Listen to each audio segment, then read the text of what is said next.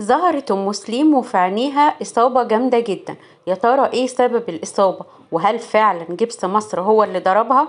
هنعرف التفاصيل في الفيديو.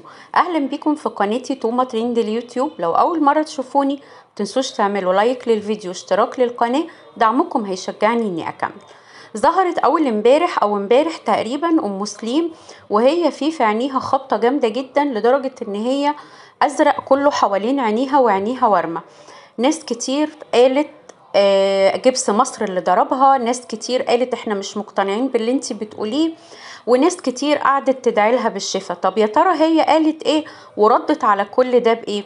الست ردت وقالت ان هي واقفة في المطبخ وكان ابنها الصغير قاعد على الديب فريزر وكان ماسك في ايده ايد هون، وهي بتلف راح خبطها بايد الهون في عينيها، ولما نامت وقامت لقت الزراء ده كله حوالين عينيها ولقت عينيها ورمة، وقعدت تلوم الناس على الكلام اللي بيقولوه وعلى التعليقات اللي المتابعين بيقولوها، لان ناس كتير جدا قالت لها احنا مش مقتنعين بكلامك ومش مقتنعين باللي انتي بتقوليه، اكيد جبس مصر هو اللي عمل فيكي كده، لازم تروحي تعملي له محضر ولازم تتصرفي في الموقف ده، ما تسكتيش.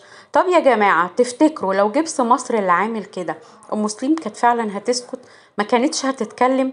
بالعقل اكيد طبعا لو هو اللي عامل كده ما كانتش هتسكت، كانت هتتكلم وكانت هتقول وكانت هتطلع على السوشيال ميديا تقول، لان ببساطة كل اليوتيوبر الكبار بقت حياتهم على السوشيال ميديا مش جوه بيوتهم ولا ورا بيبانهم. اللي بيتطلق بيطلع يتكلم، واللي بيتخانق بيطلع يتكلم، واللي ماسك على حد حاجة بيطلع يتكلم، وبقت مهزلة بمعنى الكلمة.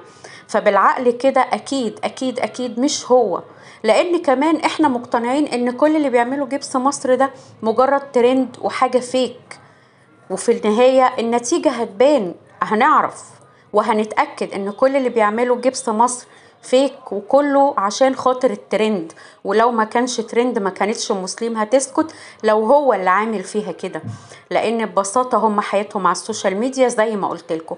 فبالعقل نحكم العقل ونتكلم بالعقل وما نحكمش على حاجة صعب انها تتصدق. وده كان الفيديو بتاعنا النهاردة. لو عجبكم الفيديو ما تنسوش تعملوا لايك للفيديو واشتراك للقناة، دعمكم هيشجعني اني اكمل، وما تنسوش واستنوني في فيديو جديد مع توما ترند اليوتيوب.